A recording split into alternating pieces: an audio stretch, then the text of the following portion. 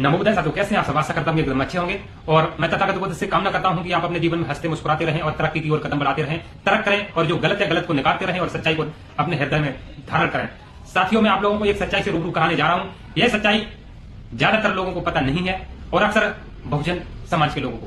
साथियों, मैं आप लोगों को से एक अनुरोध करना चाहूंगा, निवेदन करना चाहूंगा। ये मेरी जो छोटी सी कहानी है, ये हकीकत ऐतिहासिक है। ये कहानी, ये कोई झूठ नहीं है। आप तर्क करें और विचार करें। साथियों, हमें वर्षों से जो बताया गया है वह झूठ था, लेकिन जो सच्चाई है वो मैं आपको बताने जा रहा हूं। साथियों, हमें होलिका के बारे में बताया गया है कि होलिका गलत थी। उसने प्रहलाद को मारने की कोशिश की, जलाने की कोशिश की अपने भाई के कहने पर। साथियों, ऐसा कुछ नहीं है, बताया गया कुछ और भागवत कथाओं के माध्यम से। लेकिन सच्चाई यह है कि होलिका एक बहुजन समाज की, दलित समाज की बेटी थी, बौद्ध विचारधारा की थी और एक महान प्रतापी राजा हिरण्यकश्यप, बहुत नेक दिल इंसान, करुणावान राजा थे। साथियों, हिरण्यकश्यप का एक भाई था जिसका नाम था हिरण्याक्ष। हिरण्याक्ष बड़ा था। साथियों, कुछ आर्यों की विरासत कहो या जायदाद कहो, जमीन कहो, एक प्रतियोगिता में जीत ली थी। तो उन आर्यों को यह बात हजम नहीं हुई। उन्होंने एक विष्णु नामक कार्य से हिरण्याक्ष का वध करवा दिया, यानी कि मृत्यु करवा दी। उसी के चलते हिरण्यकश्यप ने अपने राज्य में राम नाम का विरोध करना शुरू कर दिया, त्याग करना शुरू कर दिया। जो विष्णु था, अपने आप को भगवान कहता था, हिरण्यकश्यप नहीं मानता था, क्योंकि वो कहता था कि हमारे भाई का प्यारा है, ये हमारा दुश्मन है। भाई कोई भी XYZ। तो हिरण्यकश्यप ने अपने दुश्मन विष्णु से बदला लेना चाहा। उसने कहा, ये हमारा दुश्मन है, ये हमारे भाई का हत्यारा है, मैं इसका नाम कभी नहीं लूंगा और ना ही अपने राज्य में किसी को लेने दूंगा। हिरण्यकश्यप ने हरि नाम का विरोध करना शुरू कर दिया था, लोगों को रोक दिया था कि कोई भी हमारे राज्य में हरि का नाम नहीं लेगा। साथियों, उन आर्यों ने सोचा कैसे भी करके बदला लिया जाए और हिरण्यकश्यप को बर्बाद किया जाए। तो हिरण्यकश्यप का एक बेटा था जिसका नाम था प्रहलाद।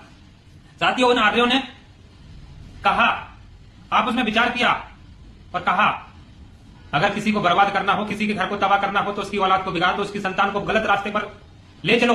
उन्होंने विचार किया और हिरण्यकश्यप के बेटे प्रहलाद को अपने कब्जे में कर लिया। उसको नशेड़ी बना दिया, दारूबाज बना दिया। वो हमेशा नशे में धुत रहता था। तो साथियों,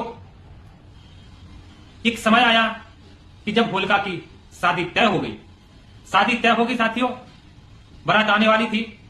एक दिन पहले ही होलिका ने अपनी भाभी से कहा, क्योंकि बुआ और भतीजे का प्रेम ही अलग होता है। तो होलिका ने, तो साथियों, उसकी भाभी कयाथू ने भोजन बनाया, यानी कि प्रहलाद की मां ने खाना बनाया और होलिका लेके गई। रात्रि का समय था। होलिका ने लोगों से पूछा, प्रहलाद किधर गया? लोगों ने बताया कि इधर गया, जंगल की तरफ गया। धीरे धीरे होलिका आगे बढ़ी, वहां पहुंची जहां आर्यों की संगत थी, जहां जो नशे में धुत प्रहलाद को भी दारू पिला रहे थे। वहां होलिका पहुंची और उन आर्यों ने जैसे ही होलिका को आते हुए देखा, उनकी नीयत खराब हुई और होलिका के साथ बदतमीजी की, होलिका का शोषण किया और होलिका को मार दिया, जिंदा जला दिया। लोगों ने जलाने के लिए वहां पर लकड़ी इकट्ठी की, जो मिला, खरपतवार मिला उससे जला दिया, कंडा मिला वो भी जला दिया, जो भी मिला वहां पर इकट्ठा किया और होलिका को जला दिया। दूसरे दिन जैसे ही राजा को पता चला कि हमारी बहन कहां गई, पता लगाओ। जब पता चला गुप्तचरों द्वारा, तो गुप्तचरों ने बताया कि राजा, तुम्हारी बहन होलिका को लोगों ने जिंदा जला दिया, शोषण किया और मार दिया। जब पता चला, वहां के लोगों ने देखा, उन आर्यों को दरबार में बुलाया गया और उन आर्यों के माथे पर लिख दिया अपनी तलवार की नोक से राजा ने कि तुम कायर हो, तुमने एक अबला महिला पर अत्याचार किया, शोषण किया और मार दिया। तुम कायर हो, तुम वीर नहीं हो, तुम अमीर हो। ये पर्यायवाची शब्द है। वीर अगर आ हटा दिया जाए तो वीर रह जाता है, आगे आ लगा दिया तो अवीर हो गया, यानी कि कायर हो गया। राजा ने उन आर्यों के, कुछ 7 आर्य थे, उनके माथे पर लिख दिया अमीर अपनी तलवार की नोक से। और साथियों राजा ने कहा तुम कायर हो, और राजा ने अपनी तलवार की नोक से उन आर्यों के माथे पर लिख दिया अवीर, और कालीन पोत दी, काला चेहरा कर दिया और गधे पर बैठाकर पूरे गांव में भड़बड़ किया। गांव के लोगों ने उन कायरों पर गोबर फेंका, कीचड़ फेंका, पत्थर फेंका, जो मिला वो उन पर फेंका और उनके मुंह पर थूका कि अरे तुम कायर हो, तुमने एक महिला के साथ दरिंदगी की, उसका शोषण किया और उसे मार दिया। तो साथियों लोगों की भावनाएं तुरंत आहत हो जाती हैं, लेकिन सच्चाई से रूबरू होना नहीं चाहते हैं। आज भी हमारे समाज में ये कुरीतियां चली आ रही हैं, ये वही परंपराएं चली आ रही हैं जो घटना घटी गई थी राजा द्वारा, गांव के लोगों द्वारा। आज भी होली बनाते हैं लोग, आज भी आप देखना रात्रि के समय होलिका को जला दिया जाता है। उस समय भी होलिका को रात्रि के समय जला दिया था। जो भी मिलता है होली में जलाने के लिए, ईंधन, कंडा, खरपतवार, लकड़ी, पेड़, रुख, कुछ भी XYZ सब कुछ होली में रखा जाता है और फूंक दिया जाता है। आज भी वही परंपरा चली आ रही है। आज भी लोगों के मुंह पर कालीन पोती जा रही है, रंग पोता जा रहा है, कीचड़ फेंका जा रहा है, गोबर फेंका जा रहा है, नाली में लिटाया जा रहा है। ये वही है परंपरा। तो साथियों बहुजन समाज के लोगों, मेरे प्यारे भाइयों, आप जागरूक होइए, समझिए। मैं कहता हूं मेरी बात मत मानिए, आप तर्क करिए, विचार करिए, सच लगे तो मानिए। और एक किताब आती है जिसको लिखा है ललित सिंह यादव जी ने, रामायण की सच्चाई, रामायण की सच्ची चाबी। उसमें आपको ये सारी कहानी मिल जाएगी, सच्चाई मिल जाएगी।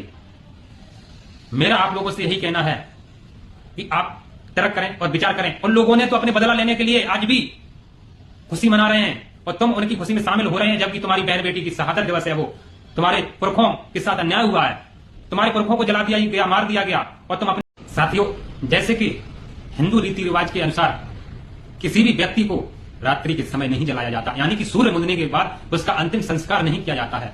तो फिर क्यों हर साल होलिका को रात्रि के समय जलाकर अपमानित करते हो, महिलाओं का अपमान करते हो हैं? और एक विचार है हमारे दिमाग में आ रहा है बार बार, और पूछूंगा मैं आप लोगों से ये सवाल कि आपका ये बदला कब तक पूरा होगा? अगर किसी से कोई दुश्मनी हो जाती है, XYZ किसी से लड़ाई हो जाती है, घर परिवार, मोहल्ले, गली में, गांव में, या किसी रिश्तेदार से, किसी भी XYZ किसी भी व्यक्ति से लड़ाई हो जाती है, या मारपीट हो जाती है, या किसी भी प्रकार की कोई भी दुश्मनी हो जाती है, तो कब तक बदला नहीं होता है? कब तक बदला पूरा नहीं होता है? 2 महीने, 4 महीने, 6 महीने, साल भर, 2 साल, 5 साल, 10 साल, बदला पूरा हो ना हो, लेकिन बातचीत होने लगती है, वो खटास जो होती है, जो मनमुटा होता है, वो खत्म हो जाता है। और बदला पूरा होने के बाद लोग दुश्मन से भी तो हाथ मिला लेते हैं, और तुम्हारा बरसों से जलाते आए होलिका को अभी तक बदला पूरा नहीं हो पाया। बताइए अगर मैं गलत कह रहा हूं। मैं बिल्कुल भी गलत नहीं कह रहा हूं, मैं जो सच्चाई है वो बता रहा हूं कि अगर किसी से कोई बात हो जाती है तो लोग साल, 2 साल, 6 महीने, 5 साल, 10 साल में बोलने लगते हैं, प्रेम बढ़ जाता है, ऑटोमेटिक बातचीत होने लगती है, खान पीन भी बंद हो जाए वो भी होने लगता है। लेकिन होलिका का बदला अभी तक पूरा नहीं हो पाया, जबकि बरसों से जलाते आ रहे हो। ये मैं कहता हूं, जो लोग होलिका को जलाते हैं, कौन लोग जलाते हैं बताइए? होलिका को जलाने वाला कौन था? और जो लोग होलिका को जलाते हैं ना, वो उनके वंशज जलाते हैं, अपने पूर्वजों को। ये बहुजन समाज जो है, दलित समाज के लोग जलाते हैं। कभी कोई पंडित या ठाकुर कोई भी देख लेना, ऐसे ओबीसी भाइयों, आप विचार करें कि ऐसे कैसे हो सकता है कि किसी बहन बेटी के साथ हुए अन्याय, अत्याचार पर हम लोग खुशियां मनाते रहते हैं। खुशियां तो वो इसलिए मनाते हैं कि उन्होंने बदला लिया था, उन्होंने अपने दुश्मनों से बदला लिया था, इसलिए वो खुशियां मनाते आ रहे हैं। और तुम अपने ही पुरखों पर, अपने ही बहन बेटियों के शहादत पर, अपने ही पूर्वजों के शहादत दिवस पर डीजे बजा रहे हो। अरे शर्म करो। अगर किसी के घर में कोई मृत्यु हो जाती है, मौत हो जाती है, तो लोग शोक मनाते हैं, डीजे नहीं बजाते हैं, और आप लोग डीजे बजाते हो, खुशियां मनाते हो, उनकी खुशी में शामिल होते हो। जो तुम्हारे दुश्मन है, तुम अपने दुश्मनों को पहचानो कि तुम्हारे पुरखों का दुश्मन कौन है, और तुम उन्हीं के साथ बैठकर दारू पी रहे हो और खुशियां मना रहे हो। तो मेरे भाइयों, सच्चाई को जानिए और विचार करिए। अगर होलिका गलत थी तो उसके नाम के जयकारे क्यों लगाए जाते हैं? क्यों कहा जाता है होलिका माता की जय? क्यों पूजा जाता है? होली जलने से पहले, एक दिन पहले देखना, खूनों की रात्रि को होलिका का पूजन होता है और रात्रि में उसे जला दिया जाता है। अगर होलिका गलत थी, मेरा सवाल है जितने भी हमारे दर्शक देख रहे हैं, अगर होलिका गलत थी तो क्यों उसकी पूजा होती है? क्यों होलिका माता के जयकारे लगाए जाते हैं? अगर होलिका सही थी तो क्यों हर साल जलाई जाती है? कोई जवाब नहीं है। और विचार करो, एक महिला का, एक नारी का हर साल अपमान करके क्या जताने चाहते हो? क्या तुम्हारी मां एक नारी नहीं है? कि आपकी बहन या बेटी या बीवी नारी नहीं है? हर साल तुम नारी का अपमान करते हो, और जो माताएं बहनें हैं हर साल जलाती हैं, खुशियां मनाती हैं, उनको इस बात का विचार करना चाहिए कि एक महिला का अपमान करके वो अपने आप को क्या साबित करना चाहती है। खुद एक महिला को जलाकर अपमान करती हैं और अपना सम्मान चाहती हैं कि हमें सम्मान मिले। ऐसा नहीं हो सकता है। हर साल जलाकर क्या आपका अभी तक बदला पूरा नहीं हुआ? एक बात बताओ, अगर किसी व्यक्ति से दुश्मनी, त्योहार का मतलब होता है मेरे साथियों तुम्हारी हार। इसी से पड़ा ही ये नाम त्योहार, जिसमें तुम्हारे पुरखों को सताया गया, बदला लिया गया, मारा गया, उसी को त्योहार बना दिया। यानी कि तुम्हारी जिसमें हार हुई है वही हो गया त्योहार। ये है सच्चाई। हमारे तो पर्व मनाए जाते हैं, पर्व पड़ते हैं, और मैं 5 साल से नहीं मना रहा हूं। और ऐसे हमारे जैसे हजारों लाखों बुद्धिस्ट भाई हैं जिन्होंने सच्चाई को स्वीकार किया और जाना, तब से शहादत दिवस मनाते हैं, होली का त्योहार नहीं मनाते हैं। होली के त्योहार में सबसे ज्यादा गंदापन है, बकवास है, गाली गलौज होती है। अगर किसी का बदला लेना हो ना किसी से, तो वो बदला भी होली में ले लिया जाता है। और लोग कहते हैं कि बुरा न मानो होली है। यहीं से पता चलता है कि बुरा न मानो होली है, मतलब बुरा न मानो, इसका मतलब इसके पीछे राज छिपा हुआ कि बुरा है, इसलिए कहा जाता है कि बुरा न मानो। यहीं से एक बात पता चलती है, बुरा न मानो होली है। तो साथियों, ज्यादा ना कुछ कैसे कहते हुए वीडियो तो लंबा हो गया है, और मैं आपको एक सच्चाई से रूबरू और करा दूं कि आप विचार करेंगे कि ये कैसे चली आई रीति रिवाज परंपराएं कि लोग मनाते हैं, कुछ तो होगा। तो मैं बता दूं आपको, सच्चाई ये है कि जो ये रबी की फसलें हुआ करती थी, जैसे कि गेहूं हुए, जौ हुई, मटर हुई, चना हुई, यानी कि गन्ने हुए, ऐसी जो रबी की फसलें हुआ करती, जो किसान भाई हुआ करते थे पहले जमाने में, जब इनकी फसलें तैयार हो जाती थी पक करके, तो ये खुशियां मनाते थे आपस में कि हमारी फसल पक गई है। तो वो क्या करते थे, आग जलाकर उसको भूंजते थे। भूंजने के बाद जो राख होती थी, खुशी में एक दूसरे के ऊपर डाल दिया करते थे। और रात्रि के समय गुलाब की पंखुड़ियां लाते थे, वो पानी में भूग दिया करते थे, वो एक दूसरे के ऊपर डाला करते थे। लेकिन वो चीज यहाँ पे बदल दी कि ये होलिका है, ये तुम्हारी दुश्मन है, इसने ये अधर्म के खिलाफ है, इसने प्रहलाद को मारा। ये सब चीजें फालतू, ये मनगढ़ंत कहानियां हैं, ये कोई इनका कोई एविडेंस नहीं है। ये सच्चाई है तो ये इतिहासों में आपको मिलेगी। ये जो रबी की फसलें तैयार होती थी, तब किसान जो भाई होते थे आपस में बैठते थे, आग जलाते थे और अपनी फसलों को भूंजते थे और आपस में एक दूसरे को खिलाते थे। आज भी देखना, गन्ना है, गेहूं है, और होली में भूंजते हैं, जलाते, और गन्ना भूंजते हैं और गेहूं लाते हैं, वो भी होती है। मैंने जैसे कि बताया कि रबी की फसलें पकने के बाद लोग अपने आपस में खुशियां मनाते थे, एक दूसरे पर जो राख बची हुई थी वो डाल दिया करते थे, और रात के समय में पंखुड़ियां पानी में डालते थे, उसी का रंग निकलता था और वो एक दूसरे के ऊपर डालते थे। साथियों, अगर मेरी बात से आप सहमत नहीं है, संतुष्ट नहीं है, अगर आपको ऐसा लग रहा है मैं गलत बोल रहा हूं या ये बात सही है नहीं है, तो आप किताबों को पढ़िए, सच्चाई को जानिए, इतिहास को पढ़िए। अगर नहीं किताबें पढ़ सकते हैं तो आप यूट्यूब पर सर्च करिए। आजकल सोशल मीडिया का जमाना है, जो बहुत पुरानी दबी हुई जो बातें हैं, जो इतिहास को मिटाने की कोशिश की गई है, जो सच्चाई है वो रूबरू हो रही है, सामने आ रही है लोगों को निकल करके। तो मैं आप लोगों से यही आग्रह करूंगा, अनुरोध करूंगा, और जाते जाते वीडियो लंबा हो गया, अपील करूंगा कि आप सच्चाई को जानें, उसके बाद आप कुछ करें।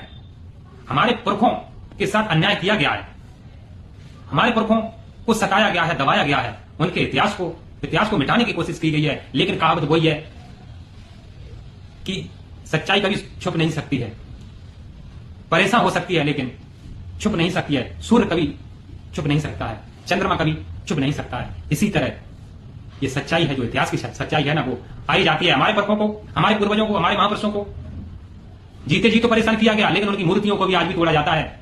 गौर करना, लोगों को जो मनवादी विचारधारा के लोग हैं वो आज भी हमारे पुरखों से परेशान है, क्योंकि हमारे पुरखों ने हमेशा समता, समानता, बंधुत्व और भाईचारा सिखाया है, लोगों को अच्छे मार्ग पर ले जाने का प्रयास किया है। जो गलत चीजें थी उनका विरोध किया है, मूर्ति पूजा का खंडन किया है, और लोग आज मूर्ति पूजा में व्यस्त हैं, मस्त हैं, अपना समय बर्बाद कर रहे हैं। मैं किसी का विरोध नहीं कर रहा हूं, लेकिन इतना जरूर कह रहा हूं कि आप सच्चाई को जानिए।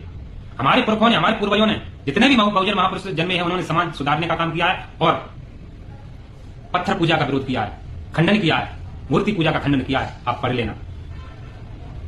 चलिए साथियों, इसी के साथ नमो बुद्धाय, जय हिंद, जय